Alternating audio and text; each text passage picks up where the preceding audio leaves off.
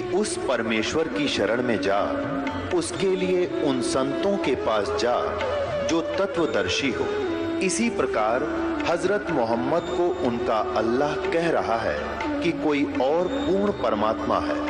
उसको पाने के लिए उन तत्वदर्शी संत की तलाश कर। वो प्रभु कौन है, ये जानने के लिए कृपया अवश्य सुनिए जगत गुरु तत्वदर्शी संत रामपाल जी महाराज के अमृत वचन।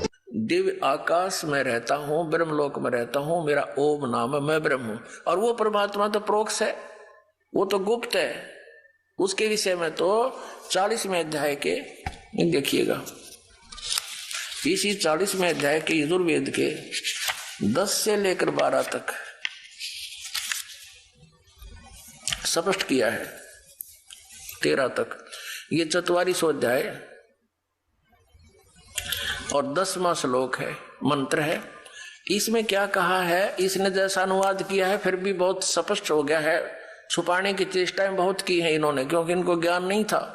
हे मनुष्य, जैसे हम लोग मेधावी धीराणा माने मेधावी योगी विद्वानों से वचन, जो वचन सुनते हैं, धीराणा माने तत्वदर्शी संतों से जो वचन सुनते हैं, वे जो लोग हमारे प्रति व्याख्यान पूर्वक कहते हैं, विस्तार से कहते हैं, वे लोग, देखो यहां इसने फिर गड़बड़ कर दिया। असंभवात माने उत्पन्न नहीं होना, असंभवात माने उत्पन्न नहीं होने वाले, और संभवात माने उत्पन्न होने वाले। यहां लिखना था कोई तो वे हमारे तरफ के लिए बताते हैं। असंभवात माने जन्म लेने वाला, उत्पन्न होने वाला से और ही कार्य व फल कहते हैं। और संभवात माने उत्पन्न, असंभवात उत्पन्न नहीं होने वाले कारण से अन्यत और कहते हैं। इस बात को भी तुम सुनो। अभी नदंगाकरण का ठेका ले रखा था अनुवाद का। इसका सीधा सा अर्थ है, वेद ज्ञानदाता कहता ये ब्रह्म सरपुरुष के जो कोई तो परमात्मा को उत्पन्न होने वाला कहते हैं, और अन्य कहते हैं वो कभी जन्म लेता ही नहीं। और कहते इसकी जानकारी वो तत्वदर्शी संत बतावेंगे, उन ते सुनो। इसने पल्ला झाड़ दिया कि मैं कंप्लीट नॉलेज नहीं रखता। इति सिद्धम, अगर वेदों में ही वो ज्ञान होता या किसी अन्य ग्रंथ में इनके दिया हुआ होता तो नाम लिख देता उस ग्रंथ में है। तत्वदर्शी संत कौन होगा, जो सूक्ष्म वेद से परिचित हो। चौथे अध्याय के 32वें श्लोक में बताया है कि जो आप जी को गीता ज्ञानदाता कह रहा कि जो अर्जुन तुझे गीता अध्याय नंबर 4 के श्लोक 25 से लेकर 31 तक जो ज्ञान दिया है, उसमें कोई कैसी साधना करता है, कोई कैसी कर रहा है। लेकिन चौथे अध्याय के 32वें श्लोक में कहा है कि अर्जुन, इस प्रकार की धार्मिक अनुष्ठानों की जानकारी, यज्ञों की जानकारी सच्चिदानंद घन ब्रह्म की वाणी में, जो उस परमेश्वर ने, सच्चिदानंद घन ब्रह्म ने, परम अक्षर पुरुष ने स्वयं आकर के अपने मुख कमल से बोला है, उस ज्ञान में विस्तार के साथ कहा गया है। वो तत्व ज्ञान है। उसको जानने के बाद फिर तू सभी कर्मों से मुक्त हो जाएगा। चौथे अध्याय के 34वें श्लोक में कहा कि उस तत्व ज्ञान को तू तत्वदर्शी संतों के पास जाकर समझ। उनको दंडवत प्रणाम करने से, कपट छोड़कर प्रसन्न करने से, सरलता पूर्वक प्रसन्न करने से वो तत्वदर्शी संत तुझे उस तत्व ज्ञान का उपदेश करेंगे, परमात्म तत्व का ज्ञान करेंगे। तो इससे सिद्ध हो गया, यही प्रमाण वेदों में है। इससे सिद्ध हो गया कि ये जो ज्ञान वेदों से मिलता है गीता जी का, वो सही है, ओके है। और फिर इसने कुछ गीता में अपनात्मा वेद तो इसने एज इट इज ब्रह्मा को दे दिए जो इसके अंदर से निकले थे। और फिर गीता जी का ज्ञान इसने अपने होश हवास में बोला। वेदों का ज्ञान प्लस में अपना मत वो इसमें अड़ा दिया। वो इसका मत है, वो अलग दिखाई देता है। जैसे गीता अध्याय नंबर 3 के श्लोक नंबर 8 में यह कहता है कि यदि अर्जुन तू एक स्थान पर बैठा रहेगा तो तेरा निर्वाह कैसे होगा, इसलिए तू कर्म सन्यासी ना होकर कर्म योगी हो। 8वें अध्याय के 7वें श्लोक में गीता जी में कहा कि तू युद्ध भी कर और मेरा सिमरन भी कर। ये तो है वेद ज्ञान। और फिर इसने छठे अध्याय का 10 से लेकर 15 तक जो अटकल अड़ाई है कि एक एकांत स्थान पर बैठ जा, नीचे कुसा बिछा ले डाब, उसके ऊपर मर्ग छाला, फिर कपड़ा बिछा, आसन घना ऊंचा हो ना नीचा हो, फिर वहां पर ध्यान लगा, नाक के अग्र भाग पर अपना ध्यान लगा। ये इसकी अपनी अटकल, अपना मत है जो वेद ज्ञान के विपरीत है। क्योंकि वेद ज्ञान सूक्ष्म वेद के अंदर जो परमेश्वर ने आकर बताया है उसमें इन चारों वेदों का ज्ञान प्लस में। अब जो कलयुग में मालिक ने सूक्ष्म वेद बताया आकर के, उसमें चारों वेद प्लस में गीता, श्रीमद् भगवत गीता प्लस में 18 पुराण उपनिषद, इन सब का निर्णायक ज्ञान दे रखा है। उसमें बताया है कि नाम उठत नाम बैठत नाम सोवत जागबे, नाम खाते नाम पीते नाम से ती लागबे। अभी इसी प्रकार यजुर्वेद अध्याय नंबर 40 के मंत्र नंबर 15 में स्पष्ट कर दिया है कि ओम करतु समर, किलबे समर और करतुम समर। ओम नाम का जाप काम करते करते सिमरण कर, विशेष कसक के साथ सिमरण कर, और मनुष्य जीवन का प्रथम कर्तव्य जान कर सिमरण कर। इसमें हठ योग का वेद में कहीं प्रमाण नहीं है। ये इन्होंने अपना मत अड़ा रखा है। तो गीता जी के अंदर भी हठ योग का करने को, तप करने को नहीं कहा है, बल्कि उसको धिक्कारा है कि जो मनमाना आचरण हठ योग करते हैं, तप करते हैं, घोर तप को तपते हैं, वो राक्षस स्वभाव के को धारण किए हुए हैं और सभी वो गलत साधनाएं कर रहे हैं। तो अब दास जो क्लियर करना चाहता था वो कंसेप्ट क्लियर हुआ। ये स्पष्ट हुआ कि अक्षर पुरुष एक पेड़ है, निरंजन यानी सरपुरुष वा की डार, और तीनों देवा शाखा है वो पात्र रूप संसार। यानी जमीन से बाहर जो पेड़ का जितना पोर्शन दिखाई देता है, जितना भाग दिखाई देता है, वो तो व्यक्त है, सामने प्रत्यक्ष है, और जो परोक्ष है वो जड़ है। तो उल्टे लटके हुए संसार रूपी वृक्ष का जो तीनों लोकों में प्रवेश करके सबका धारण पोषण करता है, वो परम अक्षर पुरुष है, वो परोक्ष है, वो गुप्त है, वो ऊपर के ब्रह्मांडों में है, सतलोक में, अलखलोक, अगमलोक और फिर अकह लोक। वो ऊपर की जड़ है, वो मूल स्थान है, वो शाश्वत स्थान है, सनातन परम धाम है। अब हम अपने प्रसंग पर आते हैं कि हमारे लिए जो सदग्रंथ हमें मान्य हैं वो हैं ये पांचों वेद, प्लस में श्रीमद् भगवत गीता। ये तो हमारे हैं पूजा की विधि के, जिनमें जो हमारी वे ऑफ वर्शिप, पूजा का मार्ग, पूजा की विधि लिखी है वो हमें मान्य है। इसके अतिरिक्त यदि कोई मंत्र जाप कोई करता है तो वो गलत है, वो शास्त्र विधि को त्याग कर मनमाना आचरण है। रही पवित्र पुराणों की बात, ये इस तत्व ज्ञान को समझने में सहयोगी हैं जो परमात्मा ने स्वयं आकर के जो सूक्ष्म वेद में जानकारी दी थी आज से 600 वर्ष पहले। जो इन शंकराचार्यों ने, आचार्यों ने, हिंदू धर्म के गुरु संतों ने, परमात्मा कबीर देव जी जो परम अक्षर ब्रह्म है, उनको ये कह करके जनता से दूर कर दिया था कि ये अशिक्षित है, ये वेदों और गीता के विषय में कैसे जान सकता है, पुराणों के विषय में ये कैसे जान सकता है, क्योंकि इसने संस्कृत भाषा नहीं पढ़ी, क्योंकि ये जुलाहा और शूद्र वर्ण में ये जन्मा है। लेकिन उनका जन्म नहीं हुआ था, फिर भी वो तो उन्होंने तो ऐसा ही कहना था।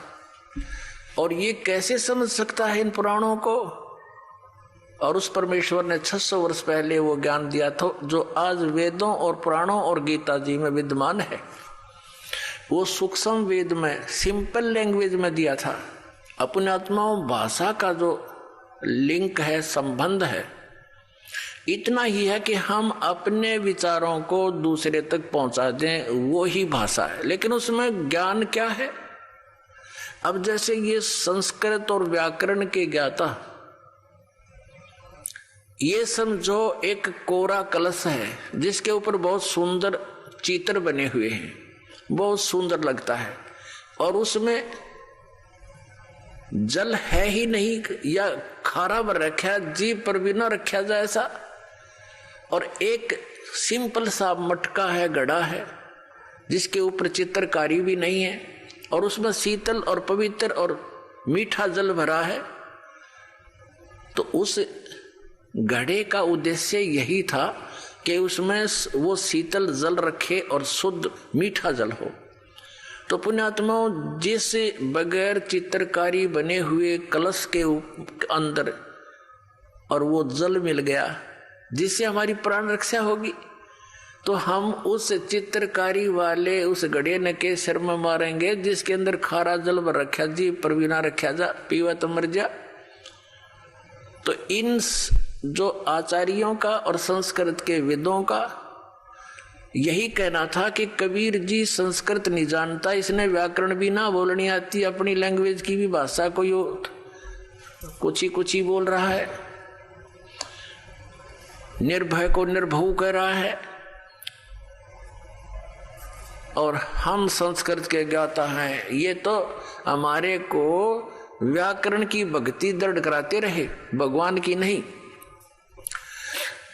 अब इन आचार्यों ने हमें क्या ज्ञान दिया कि श्री ब्रह्मा, श्री विष्णु, श्री शिव ये अजर व अमर हैं। फिर कुछ एक ये भी कहते हैं कि श्री ब्रह्मा जी की तो मृत्यु होती है, लेकिन भगवान शंकर ये अमर तत्व हैं, भगवान विष्णु भी अमर तत्व हैं, इनकी कभी मृत्यु नहीं होती, अजर अमर हैं। ब्रह्मा जी का तो जीवन काल है। तो ये इनका लोक वेद था, दंत कथा थी, आउट ऑफ सिलेबस स्टडी थी, यानी हमारे सिलेबस से, सदग्रंथों से बाहर का ज्ञान था कि ब्रह्मा विष्णु महेश अजरो अमर हैं। इन यानी चलो ब्रह्मा को ये मृत्यु मानते हैं, तो विष्णु और शिव को तो फाइनल था इनका, ये कभी जन्मते मरते नहीं। और साथ में ये भी कहा करते इनकी कोई जन्म मृत्यु नहीं होती, इनके माता पिता है ही नहीं। तो ये दंत कथा, लोक वेद कोरी बकवाद थी इनकी, जबकि इन महापुरुषों के जीवनी में लिखा है कि इनकी जन्म मृत्यु होती है। स्वयं स्वीकार करते हमारा तो जन्म और मृत्यु होता है, अपनी माता का भी नाम लिखा है देवी पुराण में। तो क्या ये आचार्य और ये शंकराचार्य पुराणों से परिचित थे? अगर ये पुराणों से परिचित होते तो ये कथा सुनाते नहीं, ये कथा सुनाते जो पुराणों में लिखी है कि ब्रह्मा विष्णु महेश के माता पिता हैं। और 2500 वर्ष, 2500 से भी ऊपर वर्ष हो गए, आज 2520 वर्ष हो गए इस पवित्र हिंदू धर्म के प्रचारकों को प्रचार करते हुए, और वैसे तो 5500 वर्ष हो गए इन पवित्र सदग्रंथों को लिपिबद्ध हुए को, और आज तक ये आचार्य मंडलेश्वर हमें नहीं बता सके यथार्थ ज्ञान क्या लिखा है इन पवित्र पुराणों में, पवित्र वेदों में, पवित्र श्रीमद् भगवद गीता में। तो ये क्या थे? इन्हीं की एक पुस्तक है शंकराचार्यों की, वो दिखाते हैं। ये दास आपको ये सिद्ध करना चाहता है कि बौद्ध धर्म को तो स्टॉप लगा दिया श्री आदि शंकराचार्य जी ने, वो तो बहुत अच्छा किया। और फिर इन्होंने क्या किया कि आसमान से हम गिरे तो खजूर में अटका दिए, तो हमें क्या लाभ हुआ? वहीं फिर लटक रहे हैं, पृथ्वी तक पहुंचे ही नहीं। तो अब पहुंचेंगे हम। अब देखिएगा, ये आदि शंकराचार्य जी द्वारा लिखे गए 5 ग्रंथों का एक समूह है। इसका नाम लिखा है शांकर पंचम। आदि शंकराचार्य विरचित है पंच ग्रंथानाम संग्रह। आद्य शंकराचार्य द्वारा 5 ग्रंथों का संग्रह इसके अंदर है, इसलिए शांकर पंचम इसका नाम रखा गया है। ये आदि शंकराचार्य थे। और इसका अनुवाद किसने किया है? जगत गुरु शंकराचार्य श्री स्वरूपानंद जी सरस्वती महाराज द्वारा किया गया, व्याख्याकार इसके अनुवादक है। ये केवल अनुवादक है। और ये कहां से छपी है ये देखिएगा। ज्योतिष पीठाधीश्वर द्वारका पीठाधीश्वर जगत गुरु शंकराचार्य श्री स्वरूपानंद सरस्वती स्वामी पादही प्रणीतया शंकर सप्रिया हिंदी टीका सहित। प्रकाशक है शारदा पीठ, प्रकाशनम द्वारका जामनगर गुजरात 361 335 इसका कोई नंबर कोड नंबर होगा। ये यहाँ से छपी है। Shri Mata computers private limited 20/7/125 Kedar घाट वाराणसी, ये इनके दूरभाष नंबर। इसके 135 पृष्ठ पर दिखाते हैं आपको। ये है 135 पृष्ठ, नीचे इसके पृष्ठ नंबर संख्या रखी है। 135 पृष्ठ पे क्या लिखा है? ये आदि शंकराचार्य के द्वारा बोले गए श्लोक और लिखे गए लिपिबद्ध किए गए। 29 नंबर श्लोक में कहा है किसमें? ये श्री मणि रत्नमाला नामक अध्याय यानी कोई बुक इसके अंदर है, उसके 135 पृष्ठ पर 29वें श्लोक में कहा है कि सबसे बड़ा पशु कौन है?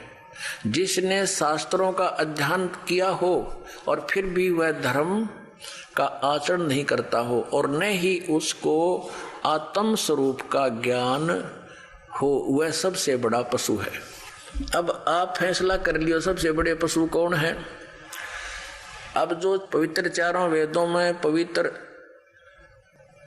श्रीमद् भगवद गीता और पवित्र 18 पुराणों में जो कुछ लिखा है और जो इनको नित पढ़ते हैं, उन्होंने इनको पढ़ा लेकिन उसके अनुसरण नहीं किया, उस ज्ञान को आधार नहीं माना, तो इससे यही वचन सिद्ध होता है कि सबसे बड़ा पशु वो है जिसने सदग्रंथों को पढ़ा और धर्म का आचरण नहीं करता, यानी शास्त्र विधि त्याग कर मनमाना आचरण करता है, वो सबसे बड़ा पशु है। और इनका जो ज्ञान है, अब हम प्रसंग पर चल रहे हैं कि आदि शंकराचार्य जी ने, ये तो अभी तक दास ने आपको ये बताने की चेष्टा की है कि हमारे लिए कौन से सदग्रंथ हैं जिनको हम आधार मानकर अध्यात्म ज्ञान को समझें, सुलझाएं। उसके लिए आप जी को बता दिया 5 वेद, एक सूक्ष्म वेद और 4 वेद, ये वेल नोन आपके पास है ही। और पवित्र श्रीमद् भगवद गीता का वो ज्ञान जो वेदों से मिलता है, और साथ में 18 पुराणों का केवल यही सहयोग लेना है कि जो परमेश्वर ने 600 वर्ष पहले बोला था और आज वो पुराणों में लिपिबद्ध है। बस इतना काम है इन पुराणों से हमारा, और ज्यादा लिंक नहीं है। इसमें कुछ भी जो कुछ भी घटनाएं हैं वो सत्य है या असत्य है, इससे हम कोई संबंध नहीं रखेंगे। हमारा इन पुराणों को केवल इसलिए प्रमाण रूप में लेना पड़ेगा कि 600 वर्ष पहले परमात्मा ने सूक्ष्म वेद में ये जानकारी दे रखी थी कि ब्रह्मा विष्णु महेश नाशवान है, इनकी जन्म मृत्यु होती है, और इन ब्रह्मा विष्णु महेश के माता और पिता का भी ज्ञान करा रखा है। धर्मदास ये जग बोरा न कोई न जाने पद निर्वाणा, यही कारण मैं कथा पसारा, सबसे कहिए वो राम नियारा। 600 वर्ष पहले परमात्मा ने सूक्ष्म वेद में, अब आप जी को थोड़ा सूक्ष्म वेद क्या है, जैसे शंकराचार्य जी ने एक मठ आमनाय महानुशासनम नामक एक पुस्तक की रचना की थी, जिसमें इन मठों के ऊपर बैठने वाले मठाधीशों के लिए गाइडलाइन दे रखे हैं कि वो ऐसा आचरण करें। उसमें ये लिखा है कि एक सूक्ष्म वेद है। तो इन शंकराचार्यों से कोई पूछता है कि वो सूक्ष्म वेद क्या है, कोई तो कहता है कि वो महाभारत है 5वां वेद। अरे महाभारत में तो निरानाश करवाया, उसमें पढ़ कहता आदमी वो भी जो है ना कति अज्ञानी हो जावे। ऐसे आचरण महापुरुषों के। द्रौपदी का चीरहरण हो रहा था, भीष्म पिता में द्रोणाचार्य कर्ण जैसे योद्धा वहां बैठे और ये द्रोणाचार्य उनके गुरु बैठे और बैठे बैठे देख रहे हैं, कुछ भी नहीं बोले, खड़े होकर ये भी नहीं कहा तू क्या कर रहा है नालायक व्यक्ति। एक बड़ी सभा में एक औरत को नंगा कर रहा है, तो क्या वो नेक व्यक्ति हो सकते हैं? एक विदुर थे भगत बीज, खड़ा होकर के कहा था कि विदुर कहे ये बंधु थारा, ये तुम्हारे भाई हैं और किसकी बेइज्जती कर रहे हो तुम? अपनी बहू की आप ही बेइज्जती कर रहे हो, कुछ तो शर्म करो। विदुर कहे ये बंधु थारा, एक कै कुल एक कै परिवारा। विदुर के मुख पर लगा थपेड़ा, तू तो है पांडवों का चेहरा। कहते हैं तू तो, जब दुशासन ने अपने चाचा के थप्पड़ मार दिया और ये शब्द बोले कि तू तो पांडवों का चमचा है, कहते हैं तू तो है बांदी का जाया, और वहां भीष्म द्रोण और कर्ण मुस्काया। ये महाभारत 5वां वेद हो सकता है। कहते हैं जब उस दुशासन ने अपने चाचा को कहा कि तू तो बांदी से उत्पन्न हुआ, इसलिए हीन भावना रखता, तू क्षत्रिय नहीं है, तू तो बांदी का जाया, तू तो है बांदी का जाया, इसलिए तू यही बात कहेगा। और वो कह रहा कितनी न्याय की बात कि तुम किसकी बेइज्जती कर रहे हो? अपने ही परिवार की बहू को अपनी बेइज्जती कर रहे हो, कल को लोग क्या कहेंगे? अपनी बेइज्जती आप ही की तुमने। अब वो कितनी महान बात कही थी, उसको कहा तू तो है बांदी का जाया और तू तो पांडवों का चमचा है, इन्हीं का चेला, इन्हीं की ओर बोलता है। वहां पर भीष्म कर्ण और द्रोण मुस्काया, वहां दांदरे का डन लाग गए और खड़ा हो गई। ये कहना चाहिए था खबरदार, अगर एक उनमें से 3 महापुरुषों में से एक भी खड़ा होकर ये कह देता कि खबरदार इस लड़की का हाथ लगा दुर्योधन, हमसे बुरा नहीं होगा। हिम्मत नहीं थी दुर्योधन की, उनको पता था कि कितने सूरवीर हैं, लेकिन वह फेल हो गए वहां पर। अरे एक नंगे होते हुए औरत को देख रहे हैं, नहीं तो विदुर उठ कर चला गया था उसी समय। एक असली पंचायती का ये होता है कर्म धर्म कि सच्ची बात कहे, नहीं मानो तो सभा छोड़कर चला जाना चाहिए। तो इनको उठकर चला जाना चाहिए था, भीष्म पितामह और द्रोणाचार्य और कर्ण को, गुरु जी को। और ये बैठे बैठे वही देख रहे हैं, होने दे के उस आगत सर होता सारा निय बस्तर करने लग रहा, बहन को नंगा देखने की चेष्टा में बैठे रहे हो, तो सभा को छोड़कर नहीं गए। और इसको ये 5वां वेद बतावे, धन्य है ये हमारे आचार्य, महाभारत को 5वां वेद बतावे।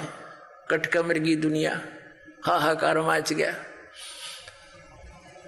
ना जाने कितनी बहन विधवा हुई, अनाथ हो गए बच्चे।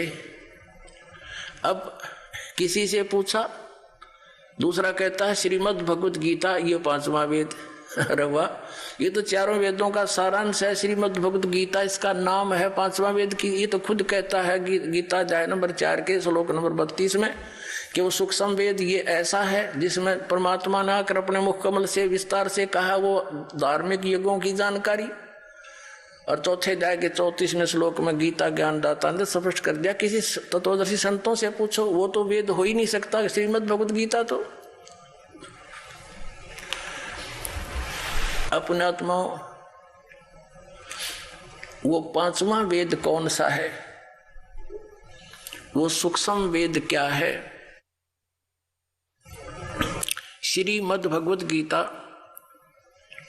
अध्याय नंबर 4 के श्लोक नंबर 25 से लेकर 30 तक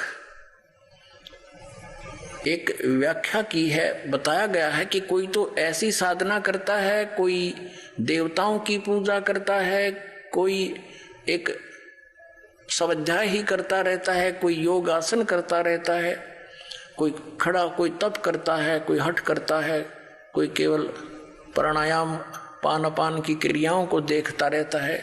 यानी इस प्रकार की धार्मिक यज्ञ अनुष्ठान करते हैं और सब अपने अनुष्ठानों को, अपनी क्रियाओं को पाप नाश करने वाली जानते हैं कि ये ठीक है। अगर उनको पता लग जाए ये साधना शास्त्र विरुद्ध है तो कोई भी ना करे उनको। तो जो भी जैसी क्रिया साधना अनुष्ठान यज्ञ कर रहा है तो वो अपने को पाप नाशक ही मानता है। पाप नाशक मीन मोक्षदायक, पाप नाश होकर ही तो मोक्ष होगा। तो चौथे अध्याय के 32वें श्लोक में कहा है कि इस प्रकार की इन धार्मिक यज्ञों यानी अनुष्ठानों की जानकारी सच्चिदानंद घन ब्रह्म की वाणी में सच्चिदानंद घन ब्रह्म ने अपने मुख कमल से बोला है, वो ज्ञान है, वो है सूक्ष्म वेद, वो है पांचवा वेद।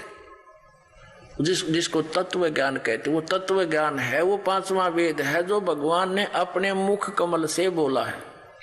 अपने आत्मा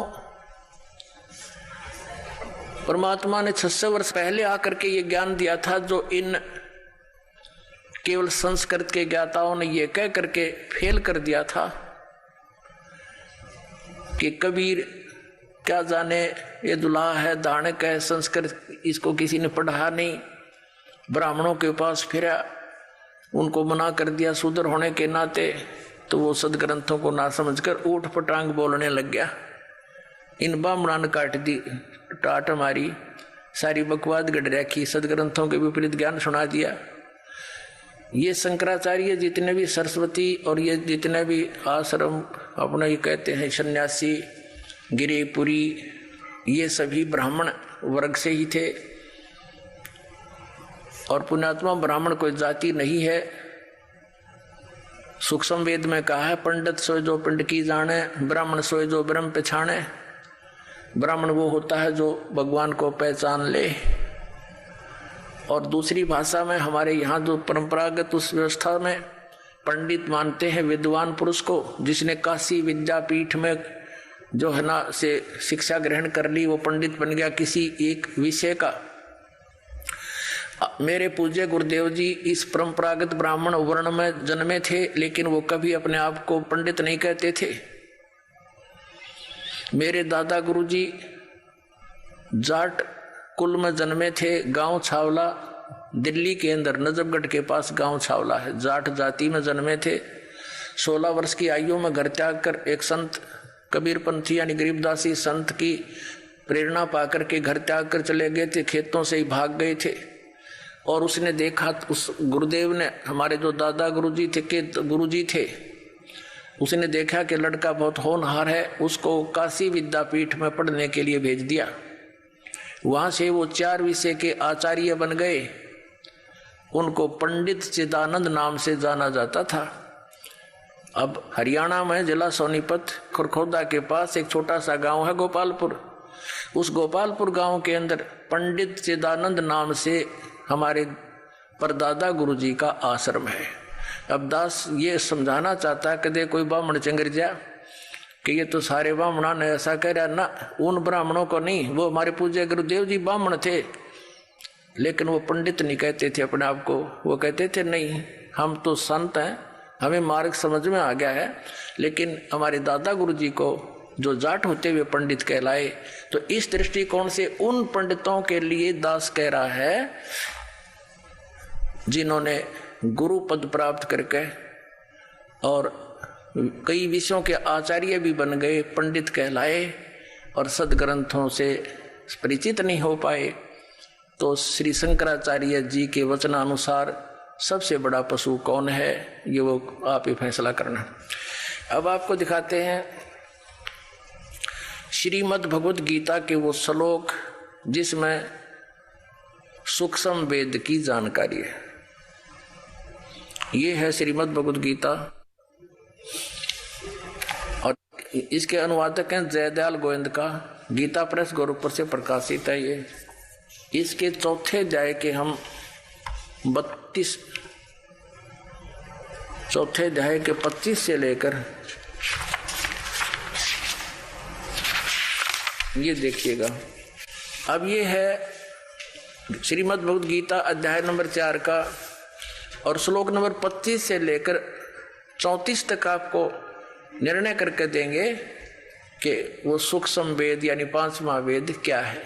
देखिए ये 25 नंबर श्लोक में क्या कहा है कि अप्रे यानी अन्य योगीजन यानी साधक देवताओं के पूजन रूप यज्ञ का ही भली भांति अनुष्ठान किया करते हैं, और अन्य यानी दूसरे ब्रह्म अग्नौ पर ब्रह्म नहीं, ब्रह्म यानी ब्रह्म तक की ही साधना करते, इसका अर्थ ये है। और कुछ आत्म रूप यज्ञ का हवन करते हैं, को अपनी आत्मा को देखने में ही अपनी आत्मा देखो इतना ही जानते हैं।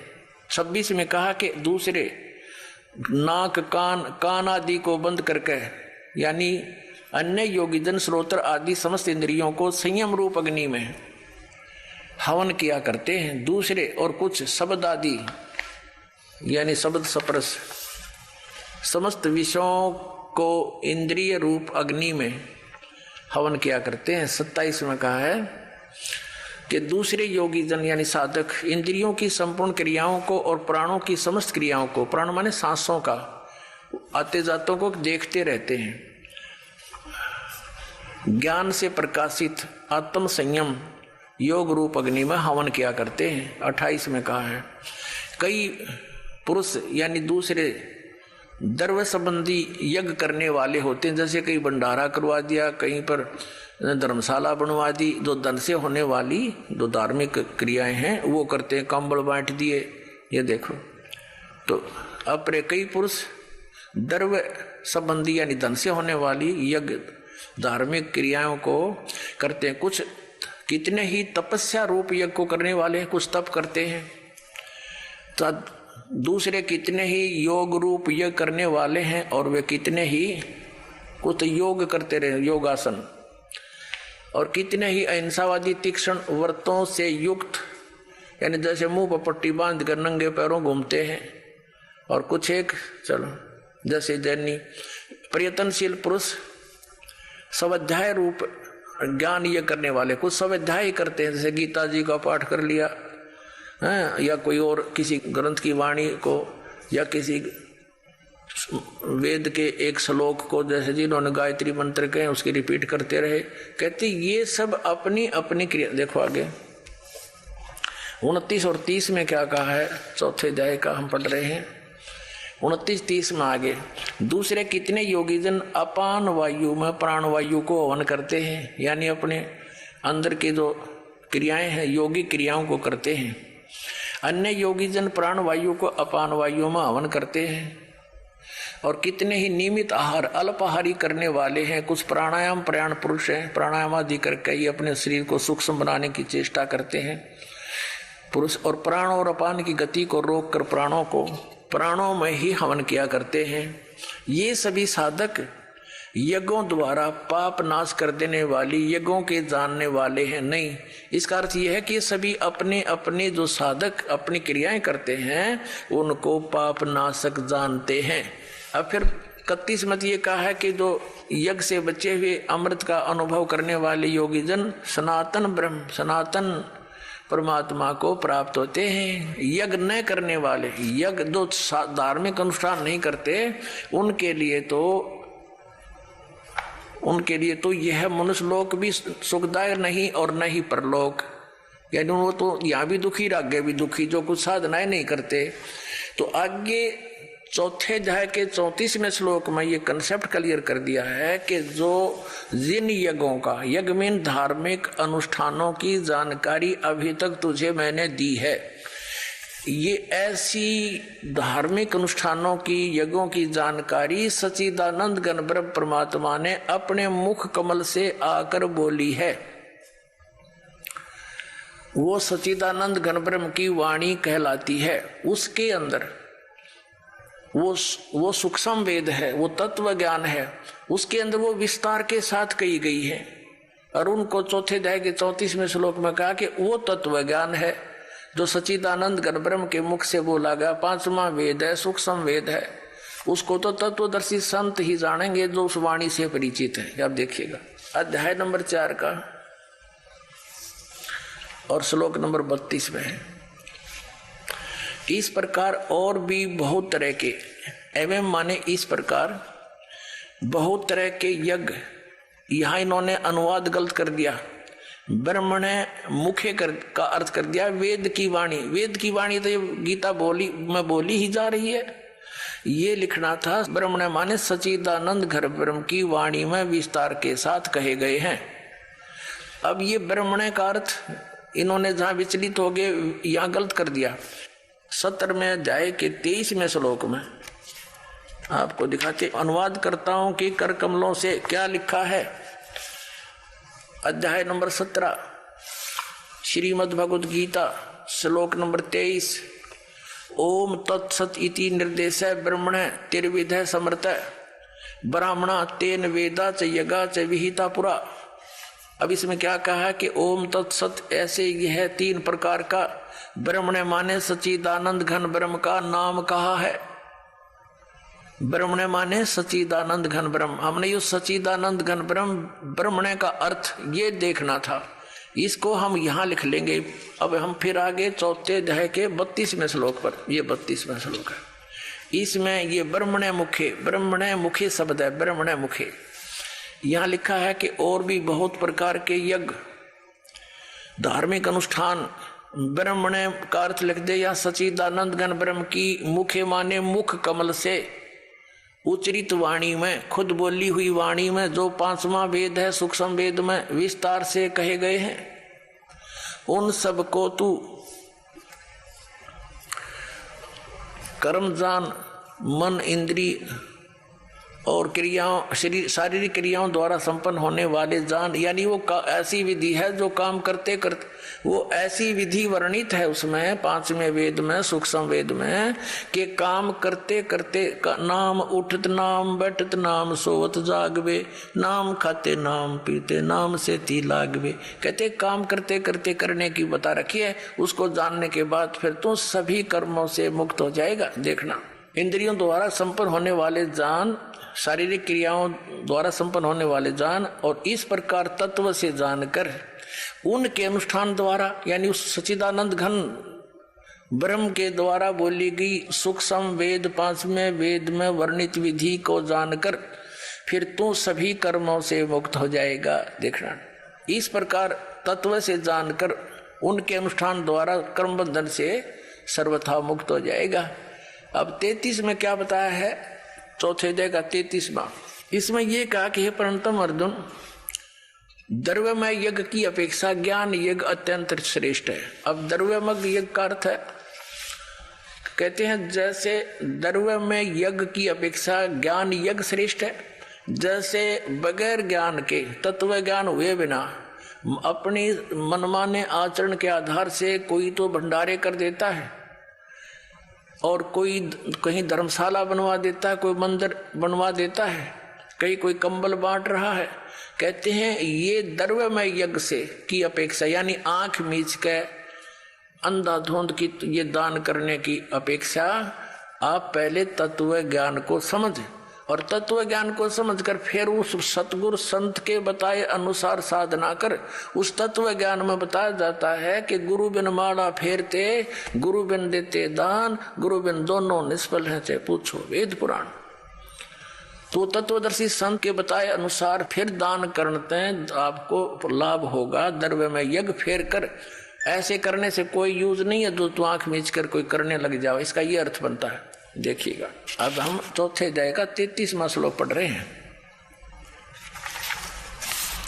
हे परंतम अर्जुन, द्रव्य में यज्ञ की अपेक्षा ज्ञान यज्ञ अत्यंत श्रेष्ठ है, और यावन मात्र संपूर्ण कर्म ज्ञान में समाप्त हो जाते हैं। ये जिस तरह के तू मनमाना आचरण कर रहा है, डले ढो रहा है, ये सब कर्म तेरे बंद हो जाएंगे, खत्म हो जाएंगे, और फिर शास्त्र अनुकूल साधना तेरी प्रारंभ हो जाएगी। वो तत्व ज्ञान को समझ, यानी वो ज्ञान यज्ञ श्रेष्ठ है। अब चौथे अध्याय के 34वें श्लोक में कहा है कि वो तत्व ज्ञान जो सूक्ष्म वेद 5वां है, उस तत्व ज्ञान को, उस 5वें वेद को जो सच्चिदानंद घन ब्रह्म ने स्वयं आकर के बोला है अपने मुख कमल से, वो सच्चिदानंद घन ब्रह्म की वाणी 5वां वेद सूक्ष्म वेद है, और उसमें बड़े विस्तार के साथ धार्मिक अनुष्ठानों की जानकारी दी है। वो तत्व ज्ञान है। उस तत्व ज्ञान को तू तत्वदर्शी संतों के पास जाकर समझ। देखना चौथे अध्याय के 34वें श्लोक में, चौथे अध्याय का ये 34वां श्लोक है। उस ज्ञान को, कौन से ज्ञान को? जो सच्चिदानंद घन ब्रह्म ने अपने मुख कमल से बोला है, सच्चिदानंद घन ब्रह्म की वाणी में 5वां वेद है। उस तत्व ज्ञान को तू तत्वदर्शी ज्ञानियों के पास जाकर समझ। उनको भली भांति दंडोत प्रणाम करने से और उनकी सेवा करने और कपट छोड़कर सरलता पूर्वक प्रसन्न करने से वे परमात्म तत्व को तत्वदर्शी न है। तत्वदर्शी संत, तत्वदर्शी न भली भांति परमात्म तत्व को यानी तत्वदर्शी संत ज्ञानी महात्मा तुझे तत्व ज्ञान का उपदेश करेंगे। अपने आत्मा इन आचार्य नर शंकराचार्यों ने कख भी पता नहीं अध्यात्म मार्ग का, और 2500 वर्ष से हमें फिर गुमराह करके हमें खजूर पर टांग कर चले गए। इनसे कोई पूछता है कि परमात्मा साकार है व निराकार, तो ये बताते हैं परमात्मा निराकार भी है साकार भी है। अरे भले आदमी, तुमने वेद पढ़े, फिर इनसे पूछ ले संस्कृत में, चाहे चारों वेदों के इनको मंत्र याद पा जाएंगे। गीता जी भी घोट रखी होगी संस्कृत के अंदर, और इनको वेदों का कख भी पता नहीं। यदि ये वेदों से परिचित होते, क्या शब्द बोलते कि परमात्मा निराकार है? कहते हैं वहां वो से तो निराकार है, दूसरे शब्दों में ये डिफाइन करते हैं। और जब यहाँ जन्म आता है ना, प्रकट होता है, जन्म लेकर, जैसे राम श्री कृष्ण विष्णु को कहते हैं ये परब्रह्म के अवतार हैं ये, तो वो साकार है। अरे वेद बताते हैं वो साकार है, परमात्मा नर आकार है, मनुष्य दृश्य सतलोक में रहता है। तो क्या इन आचार्यों को, शंकराचार्यों को वेद ज्ञान था? इनको पुराणों का ज्ञान नहीं, वेद तो बहुत दूर की बातें हैं। इनको श्रीमद् भगवद गीता का ज्ञान नहीं। अगर इनको ज्ञान होता तो ये कहते कि जैसे इनसे कोई प्रश्न करता है कि गीता ज्ञान दाता 18वें अध्याय के 62वें श्लोक में अपने से अन्य किस परमेश्वर की शरण में जाने को कह रहे हैं, वह परमेश्वर कौन है? तो ये क्या कहते हैं, पहले तो संस्कृत बोल लेंगे, संस्कृत भी पूरी बोल देंगे, अनुवाद भी सही कर देंगे, फिर कहते हैं वो तो अपने ही बारे में कह रहे हैं। कमाल के आदमी हो तुम। इसका मतलब ये हो गया कि तुम तो भगवान से भी ऊपर हो गए, भगवान के भावनाओं को समझ गए कि यहाँ क्या कहना चाह रहा। जब गीता जी अध्याय नंबर 7 के 29 नंबर श्लोक में गीता ज्ञानदाता कह रहा कि इस तत्परम को जानकर और सारे जातम से परिचित, पूरे कर्मों से परिचित व्यक्ति केवल जरा और मरण से छूटने का प्रयत्न करता है। यानी वो फिर संसार की किसी वस्तु की इच्छा नहीं रखता, वो अपना बुढ़ापे वाले दुख से और मृत्यु के दुख से ही छूटने का प्रयत्न करता। जो तत्परम से परिचित हो चुका है, उस परम अक्षर ब्रह्म से, परमेश्वर से परिचित हो चुका है। 8वें अध्याय के प्रथम मंत्र में गीता ज्ञानदाता से अर्जुन ने पूछा कि फिर किम तत्परम, हे भगवान वो तत्परम क्या है, वो कौन है? 8वें अध्याय के 3 श्लोक में उत्तर दिया कि वो परम अक्षर ब्रह्म है। अपुणात्मा इतना क्लियर है इस श्रीमद् भगवद गीता में। गीता ज्ञानदाता अपने से अन्य परम अक्षर ब्रह्म, उस परमेश्वर की जानकारी स्पष्ट दे रहा है। और गीता जी अध्याय नंबर 8 के श्लोक नंबर 5 और 7 में गीता ज्ञानदाता कहता है मेरी भक्ति कर, युद्ध भी कर और मुझे ही प्राप्त होगा, तू चिंता ना कर। क्योंकि ये नियम है कि जो अंश में जिसके विभाव में भावित रहता है, जिस पर आश्रित रहता है, जहां आशा तहां बादशाह हुई, वही उसी के पास जाता है। 8वें अध्याय के 5 और 7 में तो गीता ज्ञानदाता अपने विषय में करा कि मेरी भक्ति करेगा तो मुझे प्राप्त होगा। और 8वें अध्याय के गीता जी के 8, 9, 10 श्लोक में उस परम अक्षर ब्रह्म देव पुरुष की तरफ संकेत कर रहा है कि उसकी भक्ति करेगा तो उसको प्राप्त हो जाएगा। क्लियर हो गए दो अलग अलग। और ये कहते हैं अपने ही बारे में बोल रहा है कि उन्हें श्री कृष्ण से ऊपर कोई भगवान नहीं दिखाई देता। इनके आध्यात्मिक नेत्रहीन थे ये। परमात्मा ने कहा था कि मोती मुक्ता दर्शत नाही, ये जगह सब अंधरे, दिक्कत के तो नैन चश्म इनका फेरा मोतिया बंदरे। ये दिक्कत बड़े विद्वान मंडलेश्वर शंकराचार्य आचार्य बड़े विद्वान संस्कृत घोट कर सुना दे सिख देव की तरह। और अब ये इनका ज्ञान देख लो कैसा समझे, न वेदों और पुराणों को कैसा आचरण धर्म का कर रहे हैं ये। अब यहां स्पष्ट कर रखा है गीता ज्ञानदाता अपने विषय में तो 2 श्लोकों में स्पष्ट करा कि मेरी भक्ति करेगा तो मुझे प्राप्त होगा, और उस सच्चिदानंद घन ब्रह्म यानी उस परम अक्षर ब्रह्म की भक्ति करेगा 8, 9, 10 श्लोक 8वें श्लोक अध्याय के में कहा है कि उसको प्राप्त हो जाएगा। अपनी साधना का मंत्र 8वें अध्याय के 13वें श्लोक में गीता ज्ञानदाता कहता ओम इति एकाक्षरम ब्रह्म व्यवहारण माम अनुस्मरण, यह प्रयाति तजन देहम से याति परमाम गतिम। मुझ ब्रह्म का केवल एक ओम अक्षर है, अक्षर केवल यही अक्षर है। उच्चारण करता हुआ जो अंतिम श्वास तक इसका सिमरण करता हुआ शरीर छोड़कर जाता है तो वो परम गति को प्राप्त होता है। कौन सी परम गति को? जो ओम के जाप से प्राप्त होगी। वो क्या होगी? वो ब्रह्मलोक प्राप्ति होगी। आपको थोड़ा सा और हिंट देते हैं। श्रीमद देवी भागवत गीता प्रेस गोरखपुर से प्रकाशित है। इसमें श्री देवी जी हिमालय राजा को ज्ञान दे रही है और ब्रह्म के विषय में जानकारी दे रही है। वो कह रही है, देवी जी कह रही है कि सब पूजाएं को त्याग कर केवल एक ब्रह्म की पूजा करो, उसका ओम नाम है और वो ब्रह्म लोक में रहता है। और 8वें अध्याय के 16वें श्लोक में लिखा है कि ब्रह्म लोक पर्यंत भी गए हुए प्राणी वापस जन्म मृत्यु में रहते हैं। अब देखिएगा, श्रीमद देवी भागवत यानी देवी पुराण गीता प्रेस गोरखपुर से प्रकाशित है।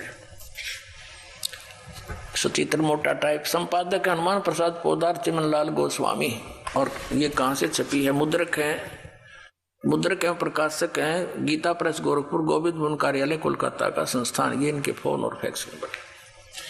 इसके 562 पृष्ठ पर पढ़ेंगे। ये देखिएगा, संक्षिप्त देवी भागवत 7वां स्कंध और 562 पृष्ठ पे देवी के द्वारा हिमालय को ज्ञानोपदेश और ब्रह्म स्वरूप का वर्णन। पहले तो इसने अपनी भक्ति बताई है लेकिन उसको भी खंडित कर दिया कि ये भी पूर्ण नहीं है। देवी जी कहने लगी, पर्वतराज उस ब्रह्म का क्या स्वरूप है ये बतलाया जाता है, जो प्रकाश रूप सबके अत्यंत समीप में स्थित, हृदय रूप गुहा में स्थित होने के कारण गुहाचर नाम से प्रसिद्ध और महान पद अर्थात परम प्राप्य है। वह समस्त प्रजा के ज्ञान से परे है, अर्थात किसी की बुद्धि में आने वाला नहीं है। तुम जानो, जो परम प्रकाश रूप है, जो सूक्ष्म से अत्यंत सूक्ष्म है और जिसमें संपूर्ण लोक और लोकों में निवास करने वाले प्राणी स्थित हैं, वही ये अक्षर ब्रह्म है, वही सबके प्राण है, वही सबकी वाणी है, वही सबके मन है, वह ये परम सत्य और अमृत अविनाशी तत्व है। सो में उस वेदने योग्य लक्ष्य का तुम वेदन करो, मन लगाकर उसमें तन्मय हो जाओ। सो में उपनिषद में कथित महान अस्त्र रूप धनुष लेकर उस पर उपासना द्वारा तीक्ष्ण किया हुआ बाण संधान करो और फिर भावानुगत चित्त के द्वारा उस बाण को खींचकर उस अक्षर रूप ब्रह्म को ही लक्ष्य बनाकर वेदन करो। परवण ओम तो धनुष है, जीवात्मा बाण है और ब्रह्म को उसका लक्ष्य कहा जाता है। उस एकमात्र परमात्मा को ही जानो, यानी ब्रह्म के अतिरिक्त किसी की पूजा मत करो, सब दूसरी बातों को छोड़ दे, अन्य सब पूजाओं को त्याग दे। यही अमृत रूप परमात्मा के पास पहुंचाने वाला पुल है। आगे देखो, इस आत्मा का ओम के जप के साथ ध्यान करो, इससे अज्ञान में अंधकार से सर्वथा परे और संसार समुद्र से उस पार जो ब्रह्म है उसको पा जाओगे, तुम्हारा कल्याण हो। यानी ओम नाम का जाप करने से, ओम ब्रह्म का जाप है, इससे क्या कल्याण होगा, उसको पा जाओगे। वो कहाँ रहता है? वह है, ये 563 पृष्ठ पर पढ़ रहे। अब वह यह सबका आत्मा ब्रह्म ब्रह्मलोक रूप दिव्य आकाश में स्थित है। अब इति सिद्धम के ब्रह्म का जाप करने वाला ब्रह्मलोक में जाता है। गीता जी अध्याय नंबर 8 के श्लोक नंबर 13 में कहा है कि ओम इति एकाक्षरम ब्रह्म व्यवहारण मामुन समरण यह परियाति तजन देहम सयाति परमाम गतिम। यानी ब्रह्म ओम नाम से होने वाली जो परम गति है वो ब्रह्म लोक प्राप्ति है, ब्रह्म की साधना है। और 8वें अध्याय 16वें श्लोक में गीता जी में लिखा कि ब्रह्म लोक पर्यंत, ब्रह्म लोक में गए हुए प्राणी भी पुनरावृत्ति के अंदर उनका जन्म मृत्यु बना रहेगा। गीता ज्ञानदाता अपने विषय में कहता दूसरे अध्याय के 12वें श्लोक में और चौथे अध्याय के 5 और 9 श्लोक में, दूसरे 10वें अध्याय के दूसरे श्लोक में कि अर्जुन तेरे और मेरे बहुत जन्म हो चुके, तू नहीं जानता मैं जानता हूं। इससे सिद्ध है कि गीता ज्ञानदाता भी अविनाशी नहीं है, नाशवान है। इसकी पूजा साधना करने से भी जन्म मृत्यु रूपी दीर्घ रोग नष्ट नहीं हो सकता, शाश्वत स्थान प्राप्त नहीं हो सकता, जो 18वें अध्याय के 62वें श्लोक में वर्णित है, क्योंकि यह परमेश्वर नहीं है। इसलिए गीता ज्ञानदाता 7वें अध्याय के 18वें श्लोक में अपनी गति को, यानी ओम नाम के जाप से जो ब्रह्म प्राप्ति है, उसको अनुत्तम कह रहा है। इस यानी घटिया है, जन्म मृत्यु का रोग कटे नहीं, तो अपने आप अनुत्तम है, उसका क्या व्यूज। और इनसे कोई पूछता है, नाचार्यों से, मंडलेश्वरों से, कि गीता जी अध्याय नंबर 7 के श्लोक नंबर 18 में गीता ज्ञानदाता अपनी गति को अनुत्तम क्यों कह रहा है। ये कहते हैं यहां अनुत्तम का अर्थ जैसा तुम जानते हो वैसा नहीं, जिससे उत्तम और ना हो। अरे भले व्यक्ति हो, अनुत्तम के तुमने अर्थ बदल दिए, शब्दों के अनर्थ कर डाले। उत्तम माने श्रेष्ठ और अनुत्तम माने बोला जिस तो उत्तम और ना हो। ये व्याकरण बदल डाली इन लोगों ने। यदि इनकी बात को सत्य माने कि गीता ज्ञान दाता से श्रेष्ठ कोई भगवान नहीं है, तो ये इसका ये अनर्थ करते भी अच्छा लगते। अनुत्तम माने जिससे श्रेष्ठ कोई ना हो। ये तो खुद कहता है कि मेरे और तेरे तो बहुत जन्म हो लिए, तू भी जन्म मृत्यु में रहेगा। ब्रह्मलोक में गया हुआ प्राणी भी वापस जन्म मृत्यु में आता है। गीता जी अध्याय नंबर 15 के श्लोक नंबर 1 से 4 का सारांश है कि तत्वदर्शी संत जब मिल जावे, उसके पश्चात परमेश्वर के उस परम पद की खोज करनी चाहिए, जहां जाने के बाद साधक फिर लौटकर कभी संसार में नहीं आते। और जिस परमेश्वर ने सब ब्रह्मांडों की संसार रूपी वर्ष की रचना की है, जिसकी प्रवृत्ति विस्तार को प्राप्त हुई है, और उसी की मैं शरण हूं और किसी की पूजा नहीं करनी चाहिए। इसलिए 18वें अध्याय के 62वें श्लोक में कहता कि अर्जुन तू सर्वभाव से उस परमेश्वर की शरण में जा, उसकी कृपा से ही तू परम शांति को और सनातन परम धाम को प्राप्त होगा। और ये घुमा फिरा के श्री कृष्ण पहले छोड़ रहे हैं कि अब अपने बारे में कह रहे हैं। ये अध्यात्म ज्ञानहीन प्राणी के वचन होते हैं ऐसे। अब प्रश्न आ रहा है कि श्रीमद् भगवत गीता अध्याय नंबर 8 के श्लोक नंबर 8, 9, 10 में, और श्रीमद् भगवत गीता अध्याय नंबर 8 के श्लोक 3, 8, 9, 10 में उस परम अक्षर ब्रह्म के विषय में जो गीता ज्ञान दाता से सुप्रीम है, उसकी साधना के विषय में कहा कि उसकी भक्ति करेगा तो उसको प्राप्त होगा। आइए अब हम उन श्रद्धालुओं के अनुभव जानते हैं जो जगत गुरु तत्वदर्शी संत रामपाल जी महाराज जी से दीक्षा प्राप्त कर चुके हैं तथा उनके द्वारा बताए गए भक्ति मार्ग पर चल रहे हैं। नमस्कार सर। नमस्कार सर। सर क्या नाम है आपका? जयवीर दास जी। जयवीर जी आप कहाँ के रहने वाले हैं? मैं जिला फिरोजाबाद उत्तर प्रदेश का रहने वाला हूँ। जयवीर जी आपने संत रामपाल जी महाराज से नाम दीक्षा कब ली? संत रामपाल जी महाराज से नाम दीक्षा मैंने 2014 में ली। सर संत रामपाल जी महाराज से नाम दीक्षा लेने से पहले क्या आप कोई भक्ति साधना करते थे? हाँ जी, संत रामपाल जी महाराज से नाम दीक्षा लेने से पहले मैं ये तीर्थों पे जाता था, अन्य देवी देवताओं की दुर्गा पूजा वगैरह भी करता था, और मथुरा परिक्रमा लगाने भी जाता था, बालाजी भी जाता था, और भी घर में कोई कुछ करवाता था तो वो भी कर देता था, लेकिन उनसे हमारे को कोई लाभ नहीं होता था।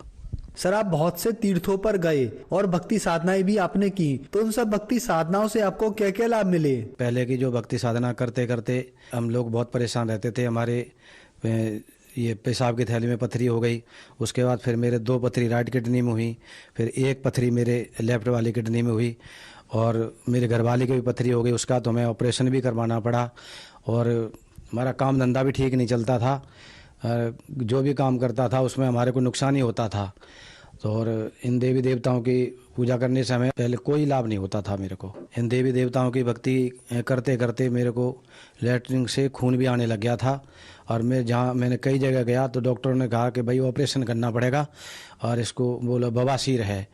तो उसके बाद मेरे पास पैसे नहीं थे, फिर मैं वहाँ से 1000-1500 के करीब दवाई लेके चला आया। मेरे को कोई आराम नहीं मिला, दवाई खाने से मेरे को और ज़्यादा खून तेज आने लग गया। उसके बाद फिर मैं देसी दवाई ली, उससे भी आराम नहीं मिला। उसके 1 साल तक मैं ऐसे परेशान रहा, करीब 25 दिन खून आया। सर आपने बताया कि पहले जो आप देवी देवताओं की भक्ति साधना करते थे उससे आपको कोई लाभ नहीं हुआ, नुकसान ही नुकसान हुए। आपको और आपकी बीवी को पथरी की परेशानी हो गई, उसके अलावा आपको आर्थिक नुकसान होता था, आपके घर में लड़ाई झगड़ा भी रहता था। तो फिर संत रामपाल जी महाराज के बारे में जानकारी आपको कैसे मिली? संत रामपाल जी महाराज के बारे में जानकारी हमें मिली, मैं ऑटो ड्राइवर हूँ, दिल्ली में ऑटो चलाता हूँ। तो नई दिल्ली स्टेशन पे एक माई मिली, उन्होंने मेरे को भक्ति सौदागर किताब दी। उस किताब को मैं घर पे लाया, पढ़ा, और मैं परमात्मा की तलाश में तो बहुत पहले से ही था, लेकिन मेरे को सही मार्ग मिल नहीं रहा था। तो मेरे पास कुछ शास्त्र घर पे रखे थे और कुछ बाद में लाया। फिर मैंने संत रामपाल जी महाराज की उस भक्ति सौदागर पुस्तक को उनसे मिलाया। उनसे मिलाने के बाद फिर मैं बरवाला गया, वहाँ पे 2014 में संत रामपाल जी महाराज से मैंने नाम दीक्षा ली। सर आपने जब संत रामपाल जी महाराज से नाम दीक्षा ली तो उससे क्या आपको कोई लाभ भी प्राप्त हुए? संत रामपाल जी महाराज से नाम दीक्षा लेने के बाद मेरे को जो लाभ हुए हैं, वो एक तो मेरे जो पथरी थी वो मेरे पेशाब के रास्ते से निकल गई, और दूसरा मेरे राइट किडनी में जो पथरी थी वो, और एक लेफ्ट किडनी में भी एक पथरी थी। एक साथ मेरे 3 पथरी हुई।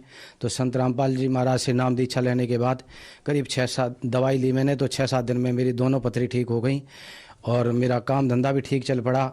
और मेरा एक छोटा लड़का है, मैंने उसको, वो पढ़ा लिखा है, वो भी इधर उधर धक्के खा रहा था काम धंधे के लिए, उसको भी मैंने नाम दीक्षा दिलाई संत रामपाल जी महाराज से। तो आज वो भी काम धंधा ठीक करने लग गया है। और पहले जो नाम दीक्षा लेने से पहले जो मेरे घर में कलेश होते थे, वो नाम दीक्षा लेने के बाद मेरे घर के कलेश बिल्कुल ख़त्म हो गए पूरी तरह। आज मेरे घर में पूरी शांति है और किसी प्रकार की कोई कष्ट नहीं है। और संत रामपाल जी महाराज की शरण में आने से हमारे को आज लाभ ही लाभ हो रहे हैं। पहले मेरे लैट्रिन के रास्ते से खून आता था, नाम दीक्षा लेने से 1 साल पहले करीब। फिर मैंने संत रामपाल जी महाराज से नाम दीक्षा ली। उसके बाद सतनाम मिलने के बाद मेरी वो बीमारी भी ठीक हो गई। वैसे तो डॉक्टरों ने ये कहा था कि भाई 35,000 रुपये खर्चा बताया था कि ऑपरेशन करना पड़ेगा, और तो मेरे पास पैसे थे नहीं। तो मैं संत रामपाल जी के शरण में तो नाम दीक्षा ली थी, तो मैं उन्हीं से अरदास लगाता रहा। और आज संत रामपाल जी महाराज की कृपा से मेरी वो बीमारी भी पूरी तरह से ठीक हो गई है। अब मैं पूरी तरह से स्वस्थ हूँ। सर आपने बताया कि संत रामपाल जी महाराज से नाम दीक्षा लेने के बाद आपके घर की सभी परेशानियां दूर हो गई, आपकी बवासीर की दिक्कत दूर हो गई, पथरी की दिक्कत दूर हो गई, उसके अलावा आपके घर का कलेश भी खत्म हो गया। तो जो श्रद्धालु आज आपको देख रहे हैं, आप उन्हें क्या संदेश देना चाहेंगे? श्रद्धालुओं को संदेश तो मैं क्या दूंगा, संदेश तो संत रामपाल जी महाराज ही दे सकते हैं। मैं तो एक अपने भक्त भाइयों को प्रार्थना ही कर सकता हूँ कि पूर्ण परमात्मा संत रामपाल जी के रूप में पृथ्वी पाए हुए हैं, और जल्दी से जल्दी आके इनसे नाम दीक्षा लेके अपना कल्याण करवाओ। सर संत रामपाल जी महाराज से नाम दीक्षा कैसे ले सकते हैं? संत रामपाल जी महाराज से नाम दीक्षा लेने के लिए टीवी के कई चैनलों पे संत रामपाल जी महाराज का सत्संग आता है। उसके नीचे एक पट्टी चलती है, उस पर नंबर चलते हैं, उस पर फ़ोन करके और आप संत रामपाल जी महाराज से उनसे नाम दीक्षा ले सकते हैं। जहाँ भी आपके नज़दीक में कोई जो नामदान केंद्र है, वहाँ से आप नाम दीक्षा ले सकते हो। धन्यवाद सर। सत साहिब।